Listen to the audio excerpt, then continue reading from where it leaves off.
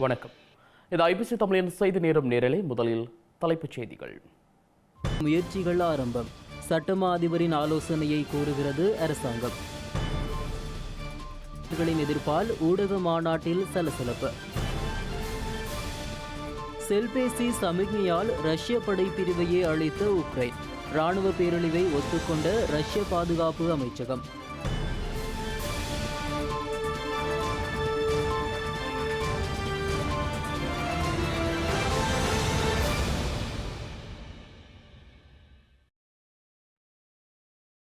இலங்கையின் இனப்பிரச்சினைக்கு ஸ்ரீலங்காவின் சுதந்திர தினத்திற்கு முன்னர் தீர்வு காணப்பட வேண்டும் என ஸ்ரீலங்கா அரசாங்கம் அறிவித்ததன் பின்னர் நடத்தப்பட்ட பேச்சுக்களில் வடக்கு கிழக்கில் ஸ்ரீலங்கா படையினரால் கையகப்படுத்தப்பட்டிருக்கும் மக்களுக்கு சொந்தமான காணிகளை விடுவித்தல் பிரதான கோரிக்கைகளில் ஒன்றாக இருந்தது.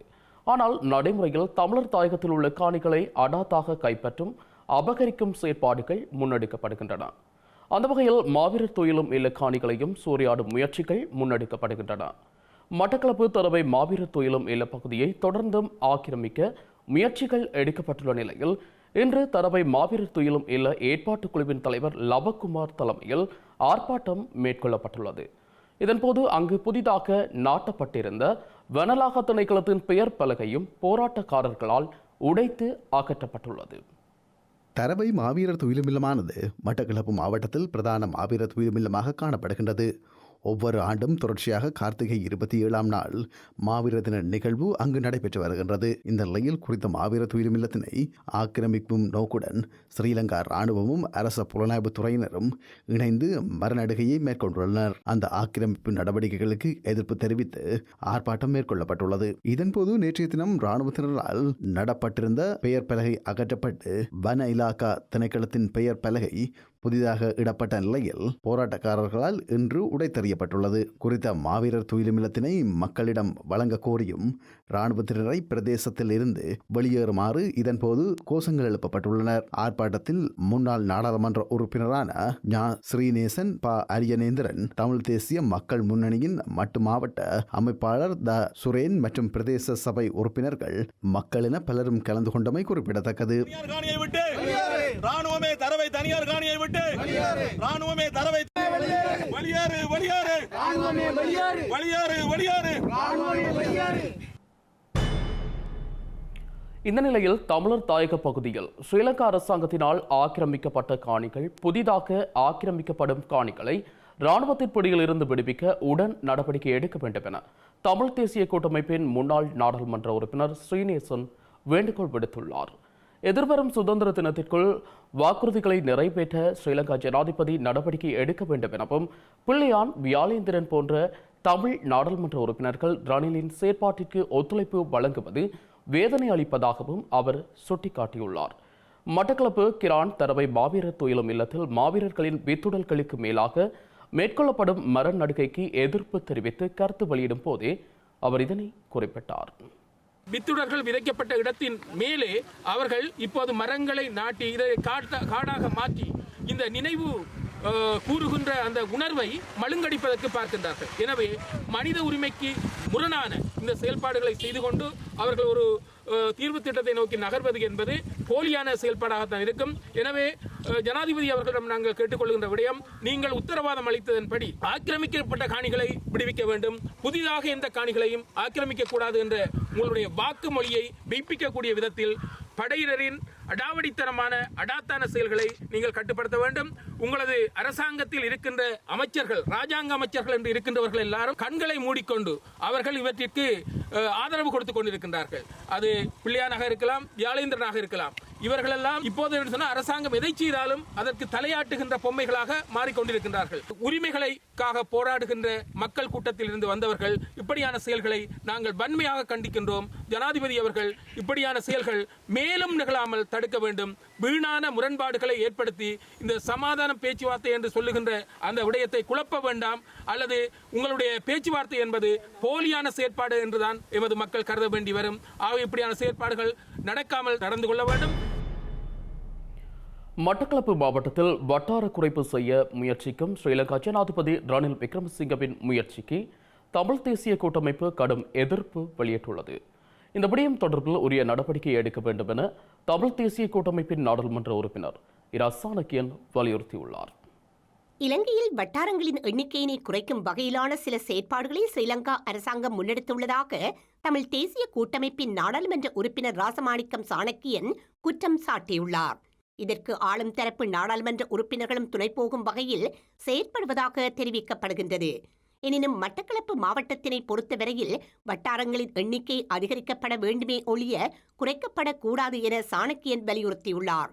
இந்த விடயம் தொடர்பில் இன்று உள்ளூராட்சி நிறுவனங்களின் வட்டார எல்லை நிர்ணயத்தை மேற்கொள்வதற்காக நியமிக்கப்பட்டுள்ள தேர்தல்கள் ஆணைக்குழுவின் முன்னாள் தலைவர் மஹிந்த தேசப்பிரிய தலைமையிலான தேசிய எல்லை நிர்ணய குழுவை சாணக்கியன் நேரில் சென்று சந்தித்திருந்தார்.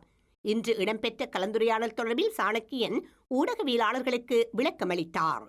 நாட்டினுடைய ஜனாதிபதி ரணில் விக்ரமசிங்க அவர்கள் ஏதோ ஒரு இந்த வட்டார உறுப்பினருடைய எண்ணிக்கையை குறைக்க வேண்டும் என்றெல்லாம் ஒரு புதிய சிந்தனையை கொண்டு மட்டக்களப்பில் இருக்கும் வட்டாரங்களை குறைக்க வேண்டும் என்று சொல்லி ஒரு சிந்தனையை கொண்டு வந்தால் அந்த மாவட்டத்தினுடைய மக்களை பிரதிநிதித்துவப்படுத்தும் மக்கள் பிரதிநிதிகளுக்கு ஒரு பொறுப்பொன்று இருக்கின்றது. அரசாங்கம் சொல்றதுன்றதுக்காக நாங்கள் அனைத்து விடயங்களுக்கு முழங்க முடியாது. குறிப்பாக அரச தரப்பு பாராளுமன்ற உறுப்பினர்கள் தமிழ் மக்கள் விடுதலை புலிகள் கட்சியினுடைய செயலாளர் நாயகம் மற்றும் வியாழேந்திரன் அவருடைய பிரதிநிதிகள் கலந்து கொண்டார் என்று தெரியாது.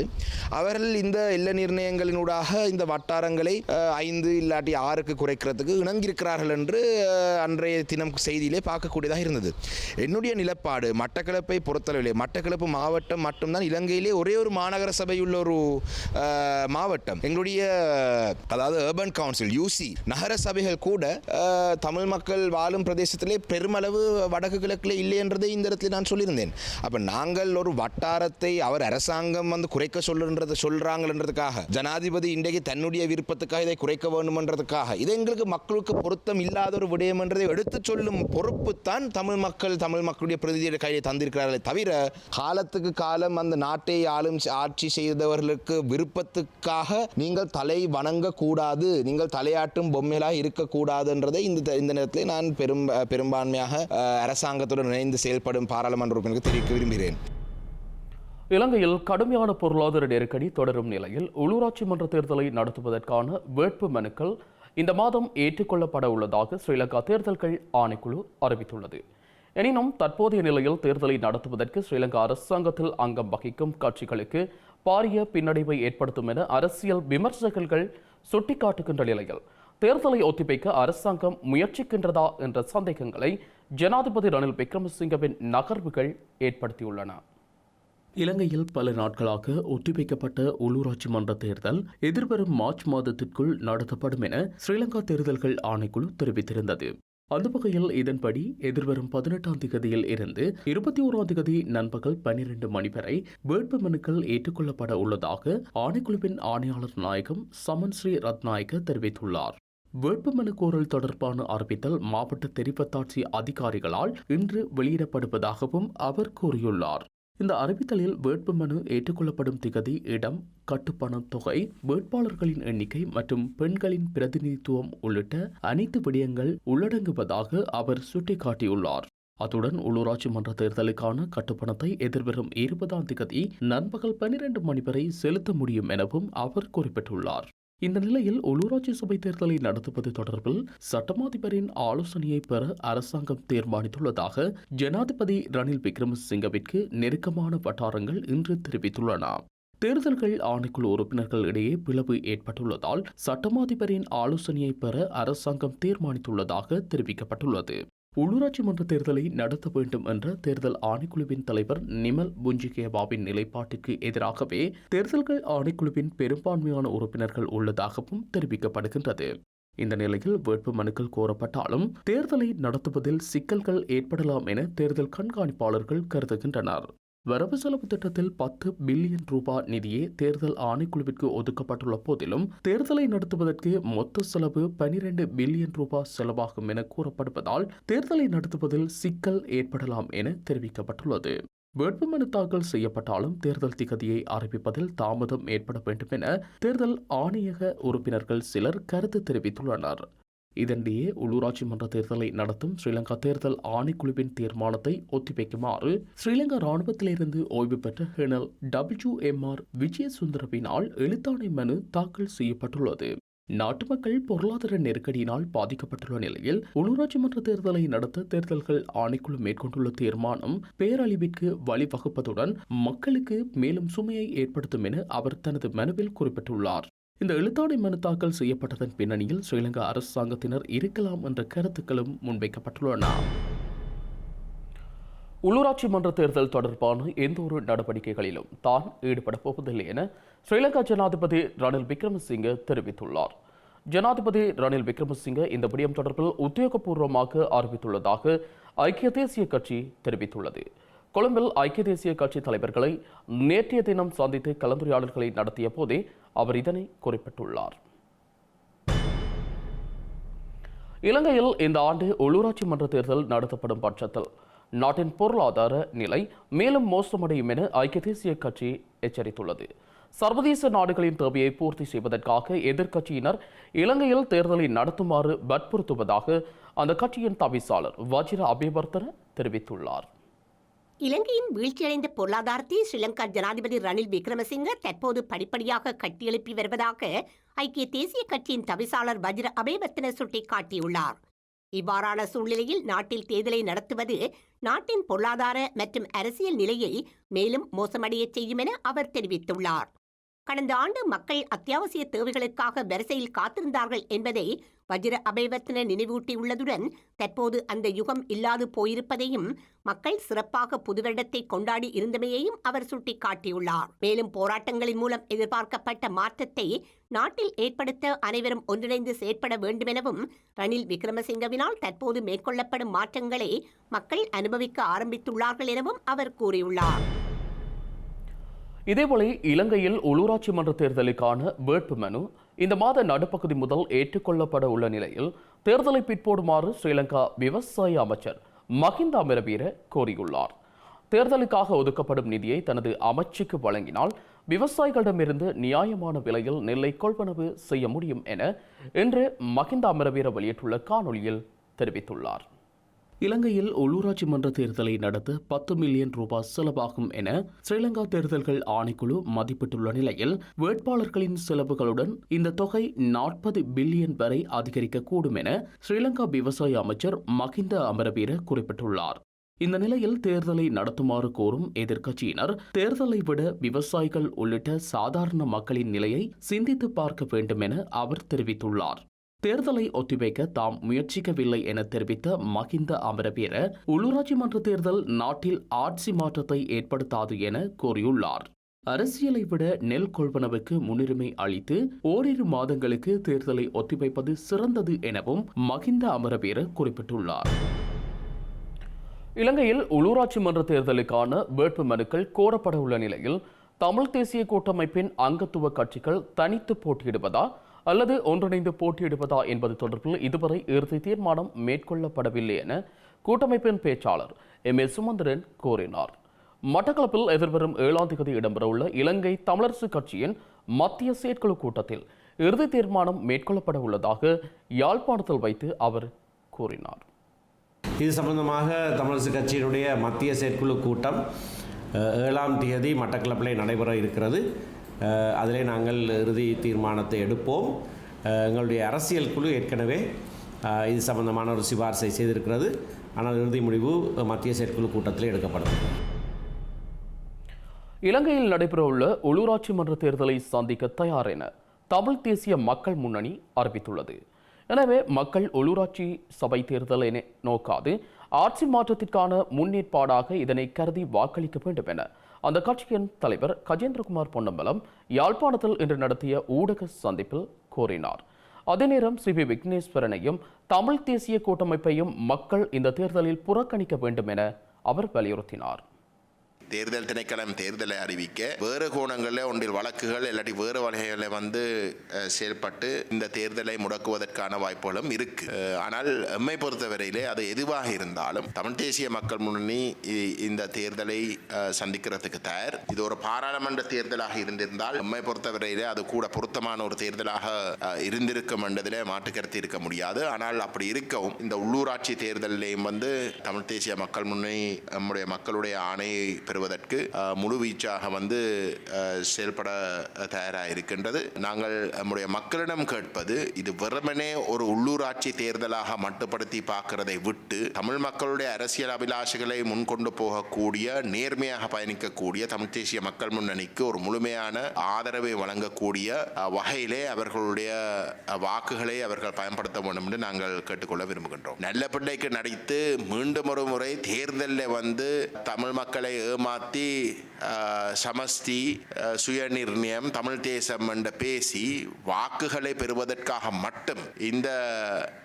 இந்த நிலைப்பாடுகளை வலியுறுத்துகின்ற தரப்புகளாக சரியாக கருதி தமிழ் தேசிய கூட்டமைப்பையும் விக்னேஸ்வரன் அவர்களுடைய அணியையும் மக்கள் நிராகரித்தே ஆகணும். அவர்களோடு ஸ்ரீலங்கா அரசாங்கத்துடைய பங்காளிகளாக இருக்கக்கூடிய கூலி அரசியல் தரப்புகளையும் ஒட்டுமொத்தமாக நிராகரிக்கணும். ஸ்ரீலங்கா பொதுஜன பெரமுனவுக்கு தேர்தலை ஒத்திவைக்க வேண்டிய எந்த ஒரு தேவையும் இல்லை என அந்த கட்சியின் அனுராதபுரம் மாவட்ட நாடாளுமன்ற உறுப்பினர் SM சந்திரசேன தெரிவித்துள்ளார். பத்திரமலையில் உள்ள கட்சி அலுவலகத்தில் இன்று இடம்பெற்ற ஊடக சந்திப்பில் கருத்து தெரிவித்த அவர், தேர்தலை ஒத்திவைப்பது குறித்து ஐக்கிய மக்கள் சக்தியின் உறுப்பினர் ஒருவர் முன்வைத்த கருத்தை நிராகரித்துள்ளார்.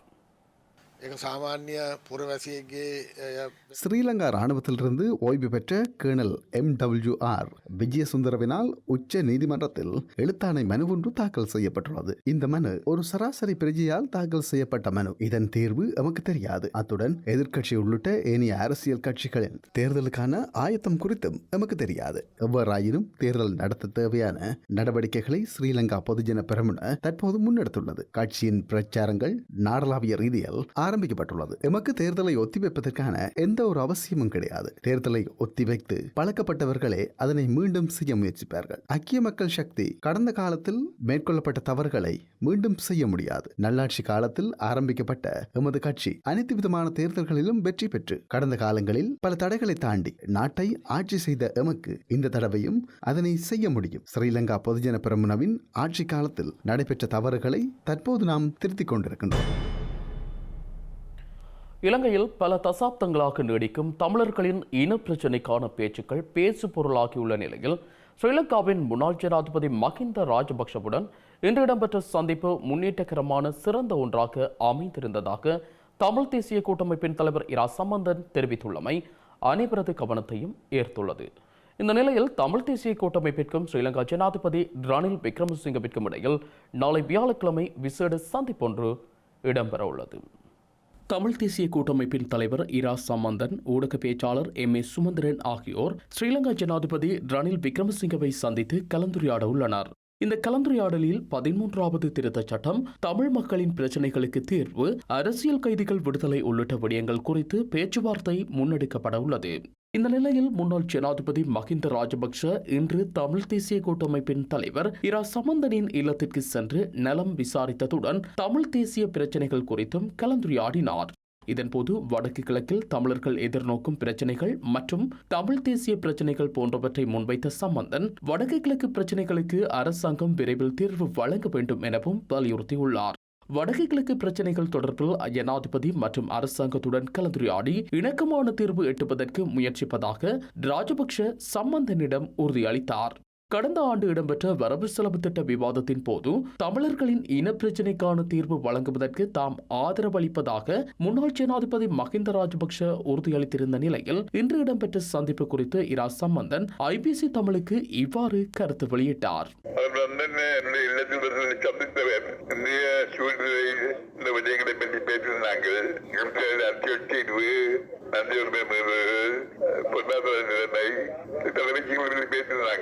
நான் சொன்னவருக்கு நீங்கள் நீண்ட காலம் ஆட்சியில் இருக்கிறீர்கள், போதிய அனுபவம் கொண்ட நீங்கள் அரசியல் விளைவதற்கு முன்பதாக இந்த பிரச்சனை குறித்து காணப்பட வேண்டும். ரணில் குலசிங்க 75ஆம் ஆண்டு சுதந்திரத்திற்கு முன்பதாக திருத்தலுக்கு தான் உதவி போன்றவராக கூறுகின்றார்.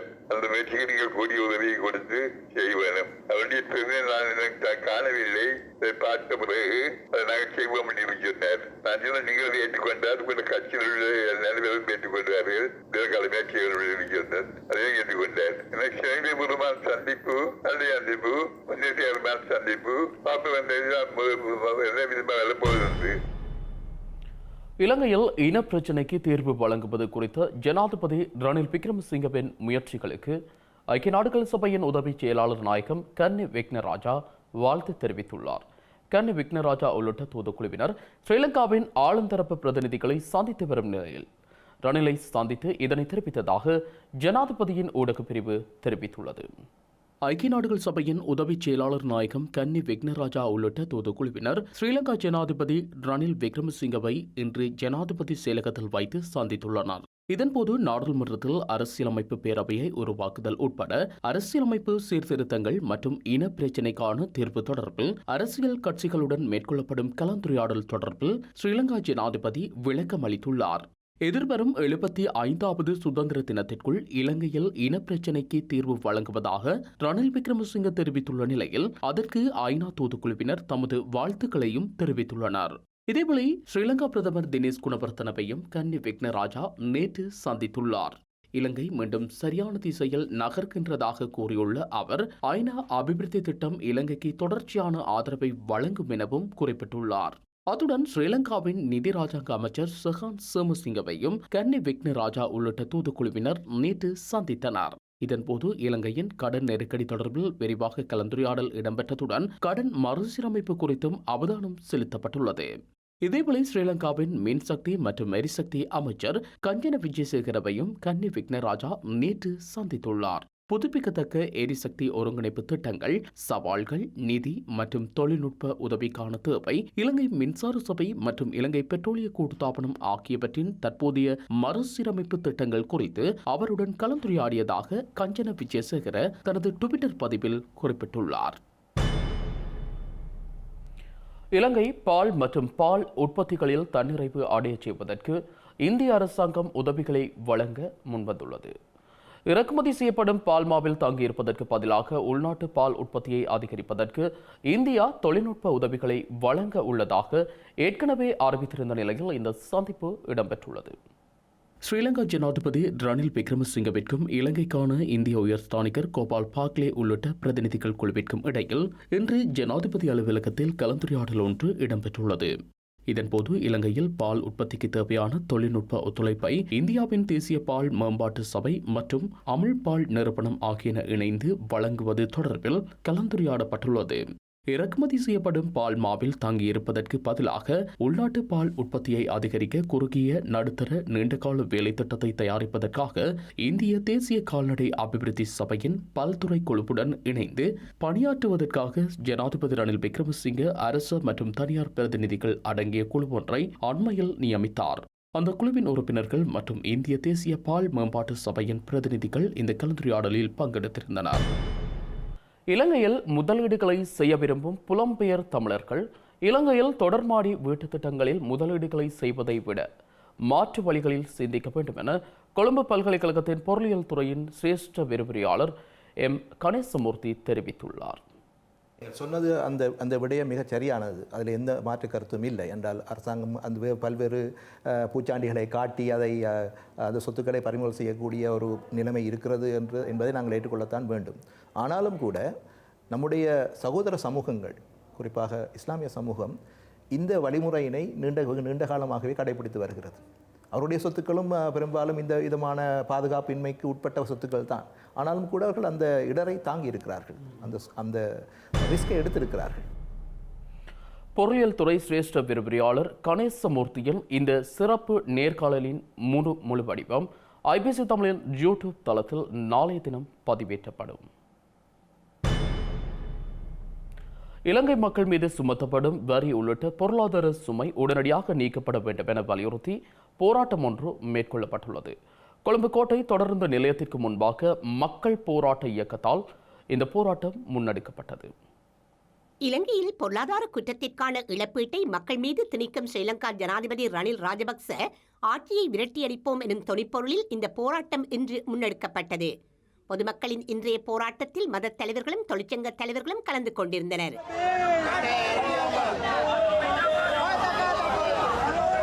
பொருட்களின் விலைகளை குறைத்திடு, வசந்த முதலிகையை விடுதலை செய், செல்வந்தர்களிடம் வரி அறவிடு போன்ற பல பதாதைகளை ஏந்திய வண்ணம் போராட்டக்காரர்கள் தங்கள் போராட்டத்தை முன்னெடுத்திருந்தனர்.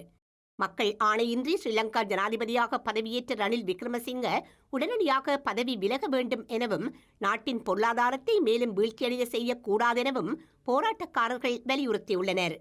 அத்துடன் போராட்டம் நடைபெற்ற பகுதியில் பாதுகாப்பு கருதி பெருமளவிலான காவல்துறையினர் மற்றும் கலகத் தடுப்பு படையினர் குவிக்கப்பட்டிருந்த போதிலும் எந்தவொரு குழப்பங்களுமின்றி போராட்டம் 3:30 மணியளவில் நிறைவடைந்திருந்தது. ஸ்ரீலங்கா அரசாங்கம் வட்டி வீதத்தை அதிகரித்து பொருளாதாரத்தை அழிவுச் செயற்பாட்டை முன்னெடுத்து மக்களை மேலும் நெருக்கடிக்கு உள்ளாக்கியுள்ளதாக ஸ்ரீலங்காவின் எதிர்க்கட்சித் தலைவர் சஜித் பிரேமதாச தெரிவித்துள்ளார். கல்குசை விஞ்ஞான கல்லூரியில் இடம்பெற்ற பிரபஞ்சம் வேலைத்திட்ட நிகழ்வில் கலந்து கொண்டு கருத்து தெரிவித்த சஜித் பிரேமதாச மின் கட்டண அதிகரிப்புக்கான சரியான காரணம் அரசாங்கத்திடம் இல்லை எனவும் தெரிவித்தார்.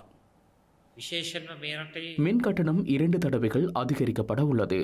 நெருக்கடிக்கு உள்ளான நாட்டில் வெள்ளைப்பூண்டு, தேங்காய் எண்ணெய், சமையல் எரிவாயு போன்றவற்றில் கொள்ளையடித்தனர். இவற்றை அறவிடுவதை விடுத்து மக்களுக்கு மேலும் சுமைகளை ஏற்படுத்தும் செயற்பாடுகளையே அரசாங்கம் முன்னெடுத்து வருகிறது. இவ்வாறானதொரு நாடு உலகில் இருக்கின்றதா? நாட்டை அழிவு பாதைக்கு இட்டுச் சென்றவர்கள், நாட்டை நெருக்கடி நிலைக்கு இட்டுச் சென்றவர்கள் இன்று மகிழ்ச்சியாக தமது நாட்களை கடத்தி கொண்டிருக்கின்றனர். நாட்டு மக்கள் நெருக்கடி நிலையில் விளைவுகளை அனுபவித்துக் கொண்டிருக்கின்ற போது மின் கட்டணத்தையும் வரியையும் அதிகரிப்பதற்கு காரணம் எதுவும் அரசாங்கத்திற்கு இல்லை. நாட்டின் வளங்களை கொள்ளையடித்து வளங்களை வெளிநாட்டவர்களுக்கு விற்றதன் பின்னர் தற்போது மின் கட்டணத்தை அதிகரிக்க வேண்டும் என கூறுகின்றனர். அரசாங்கம் வட்டி வீதத்தை அதிகரித்து பொருளாதாரத்தை அழிக்கும் செயற்பாட்டையே முன்னெடுத்துள்ளது. இலங்கையில் பாடசாலை மாணவர்கள் மத்தியில் போசாக்கு குறைபாடு அதிகரித்துள்ள நிலையில் குறிப்பிட்ட அளவிலான மாணவர்களுக்கு மாத்திரமே அரசாங்கத்தால் மதிய உணவு வழங்கப்படுவதாக இலங்கை ஆசிரியர் சங்கத்தின் செயலாளர் ஜோசப் ஸ்டாலின் தெரிவித்துள்ளார். கொழும்பில் இடம்பெற்ற ஊடக சந்திப்பில் கருத்து வெளியிட்ட ஜோசப் ஸ்டாலின் மாணவர்களின் போசாக்கு மட்டத்தை அதிகரிப்பதற்கான எந்த நடவடிக்கையையும் ஸ்ரீலங்கா அரசாங்கம் மேற்கொள்ளவில்லை எனவும் தெரிவித்தார். எங்களுக்கு தெரியும் தற்போது பாடசாலைகளில் போசாக்கு சம்பந்தமான ஒரு பிரச்சனை வந்திருக்கு. இப்போ போசாக்கு சம்பந்தமாக யூனிசெஃப் வேர்ல்ட் ஃபுட் ப்ரோக்ராம், அடுத்து வந்து வெளிநாட்டு அமைப்புகள் எல்லாம் இலங்கையில் மாணவர்கள் மத்தியில் போசாக்கு பாரிய பிரச்சனையாக இருக்குன்னு சொல்கிறாங்க. இந்த சூழ்நிலையில் அரசு வந்து 43 லட்சம் மாணவர்கள் 11 லட்சம் மாணவர்களுக்கு தான் சாப்பாடு கொடுக்கும். அது சம்பந்தமாக ஒரு நடவடிக்கையும் இல்லை. தற்போது பாடசாலைக்கு இந்த சாப்பாடு வழங்குறவங்கள்ட்ட எங்களுக்கு தெரியும் பெரிய பிரச்சனை ஒன்று உருவாகி இருக்கு. 3 மாதம் அவங்களுக்கு காசு கொடுத்தில்லை. அப்படி காசு கொடுக்காம எப்படி இந்த சாப்பாடு செயல்பாடை முன்னுக்கு கொண்டு போறது? அதோட எங்களுக்கு தெரியும் நவம்பர் மாதம் ஒரு கேபினட் டிசிஷன் எடுத்தாங்க. அதுல சொன்னது வந்து தற்போது போசாக்கு கொடுக்கல 60 ரூபா 100 ரூபாய் ஆக்கி அதை வந்து டிசம்பர் மட்டும் கொடுக்க தான் கேபினட் டிசிஷன் எடுத்திருக்காங்க. அப்ப டிசம்பருக்கு பிந்தி ஒரு கேபினட் டிசிஷன் எடுத்து இல்லை. அப்ப பிள்ளைகளுக்கு அப்ப இன்னும் 60 ரூபாய் கொடுக்க போறாங்க. இது அடுத்தது அந்த போசாக்கு வழங்கினவுக்கு காசு கொடுத்தில்லை. எப்படி இந்த போசாக்கு திட்டத்தை முன்னுக்கு கொண்டு போறது? எங்களுக்கு இந்த மந்த போச நிலைமை இன்னும் உருவாகிறது. அந்த பிரச்சனை தீர்மானம் இது சம்பந்தமாக கமிட்டி அமைக்கிறாங்க, பேசுறாங்க. ஆனாலும் நடைமுறையில் ஒரு நடவடிக்கையும் இல்லை. அதனால இந்த மாணவர்கள் இந்த பிரச்சனை சம்பந்தமாக அரசு உடனடியாக தீர்ப்பு வழங்க வேண்டும். இலங்கையில் டொலர் பற்றாக்குறையை நிவர்த்திப்பதற்கு முயற்சிகளில் ஒரு திட்டமாக நாட்டில் உள்ள தேசிய பூங்காக்களுக்கு செல்லும் வெளிநாட்டு பயணிகளிடம் இருந்து டொலர்களில் நுழைவுச் சீட்டுகளை விற்பனை செய்வதற்கு தீர்மானிக்கப்பட்டுள்ளது. இதன்படி இதன் முதற்கட்டமாக யாழ தேசிய பூங்காவிற்கு வரும் வெளிநாட்டு பயணிகளிடம் டொலர்களுக்கு நுழைவுச்சீட்டை விற்பனை செய்யும் நடைமுறை செயற்படுத்தப்பட உள்ளது. யாழ தேசிய பூங்கா உட்பட இலங்கையின் தேசிய பூங்காக்களுக்கு வருகை தரும் வெளிநாட்டு சுற்றுலா பயணிகளுக்கு இந்த மாதம் முதல் டொலர்களில் நுழைவுச்சீட்டு செலுத்துவதற்கான ஏற்பாடுகளை வனஜீவராசிகள் மற்றும் வன பாதுகாப்பு அமைச்சு முன்னெடுத்துள்ளது. நாட்டின் பொருளாதாரத்திற்கு டொலர்களை சம்பாதிக்கும் நோக்கில் இந்த நடவடிக்கையை மேற்கொள்ளுமாறு விவசாய வனஜீவராசிகள் மற்றும் வனவளங்கள் பாதுகாப்பு அமைச்சர் மகிந்த அமரவீர வனஜீவராசிகள் மற்றும் வனவள பாதுகாப்பு அமைச்சின் அதிகாரிகளுக்கு பணிப்புரை விடுத்திருந்தார். இதன்படி எதிர்வரும் மாதம் இந்த வேலை திட்டம் ஆரம்பிக்கப்படும் எனவும் முதலில் யாழ தேசிய பூங்காவில் இத்திட்டம் நடைமுறைப்படுத்த நடவடிக்கை எடுக்கப்படும் எனவும் அமைச்சின் செயலாளர் சந்திரஹேரத் அமைச்சருக்கு அறிவித்துள்ளார். இதேவேளை யாழ பூங்காவிற்கு இந்த நாட்களில் உள்ளூர் மற்றும் வெளிநாட்டு சுற்றுலா பயணிகள் வருகை தருவதால் சுற்றுலா பயணிகளுக்கான வசதிகளை அதிகரிப்பதற்கான வேலை திட்டத்தை உடனடியாக ஆரம்பிக்குமாறு அமைச்சர் அதிகாரிகளுக்கு பணிப்புரை விடுத்துள்ளார். புதிதாக கட்டப்பட்ட 2 சுற்றுலா விடுதிகளின் பணிகள் முடிவடைந்துள்ளதால் அவற்றை சுற்றுலா பயணிகளின் பயன்பாட்டிற்கு கொண்டு வரும் வகையில் உடனடியாக பணிகளை முடிக்குமாறு பணிக்கப்பட்டுள்ளது. இலங்கையின் திட்டமிட்ட குற்றக்கும்பல் மற்றும் போதைப்பொருள் கடத்தல்காரர்களின் தலைவரான கஞ்சிப்பானை இம்ரான் என்று அழைக்கப்படும் முகமது நஜீம் முகமது இம்ரான் இந்தியாவிற்கு தப்பிச் சென்றுள்ளமையினால் அவரது பிணையாளர்களை நீதிமன்றத்தில் முன்னிலையாகுமாறு உத்தரவு பிறப்பிக்கப்பட்டுள்ளது. கஞ்சிப்பானை இம்ரானுக்கு அவரது சகோதரரும் வேறொருவரும் பிணையாளர்களாக கைச்சாத்திட்டிருந்தனர். கொலை உள்ளிட்ட பல்வேறு குற்றச்செயல்கள் தொடர்பில் குற்றம் சாட்டப்பட்டுள்ள கஞ்சிப்பான இம்ரான் வெளிநாட்டு பயணத்தடை உள்ளிட்ட நிபந்தனைகளுடன் 50 லட்சம் ரூபாய் சரீரப்பிணையில் கொழும்பு பிரதான் நீதிவான் நீதிமன்றத்தினால் கடந்த 20ஆம் தேதி விடுவிக்கப்பட்டார். பிணையில் விடுவிக்கப்பட்டு 5 நாட்களின் பின்னர் கஞ்சிப்பான இம்ரான் தமிழ்நாடு ராமேஸ்வரம் ஊடாக இந்தியாவிற்கு பிரவேசித்துள்ளதாக இந்திய புலனாய்வு பிரிவு வெளிக்கொணர்ந்தது. நீதிமன்ற உத்தரவிற்கமைய ஒவ்வொரு மாத இறுதி ஞாயிற்றுக்கிழமைகளிலும் மாளிகாவத்தை காவல் நிலையத்தில் முன்னிலையாக வேண்டுமென கஞ்சிப்பான இம்ரானுக்கு உத்தரவிடப்பட்டிருந்தது. எனினும் அவர் அவ்வாறு முன்னிலையாகாத நிலையில் அது தொடர்பில் காவல்துறையினர் நீதிமன்றத்திற்கு அறிக்கை சமர்ப்பித்துள்ளனர். அதற்கமைய கஞ்சிப்பான இம்ரானின் சகோதரரையும் மற்றைய பிணையாளரையும் எதிர்வரும் மார்ச் மாதம் வழங்கப்பட்டுள்ள வழக்கு தவணையின் போது நீதிமன்றத்தில் முன்னிலையாக்குமாறு உத்தரவிடப்பட்டதாக ஸ்ரீலங்கா காவல்துறையினர் தெரிவித்துள்ளனர். மேலும் சில உள்நாட்டு செய்திகள் தொடர்கின்றன.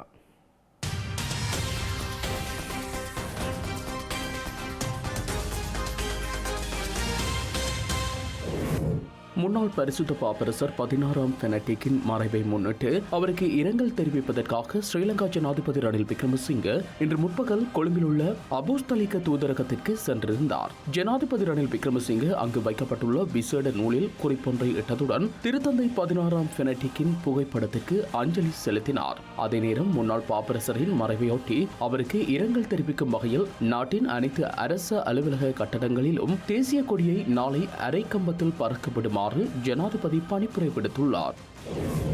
இலங்கையில் லிட்ரோ சமையல் எரிவாயு விலை நாளை முதல் குறைக்கப்பட உள்ளதாக லிட்ரோ நிறுவனம் அறிவித்துள்ளது. அதற்கமைய 12.5 கிலோ நிறை கொண்ட எரிவாயு கொள்கலனின் விலை 200 முதல் 300 ரூபாவால் குறைக்கப்பட உள்ளதாக தெரிவிக்கப்பட்டுள்ளது. எனினும் சமையல் எரிவாயுவின் விலை குறைக்கப்படும் சரியான தொகை குறித்து நாளை அறிவிக்கப்படும் என தெரிவிக்கப்பட்டுள்ளது.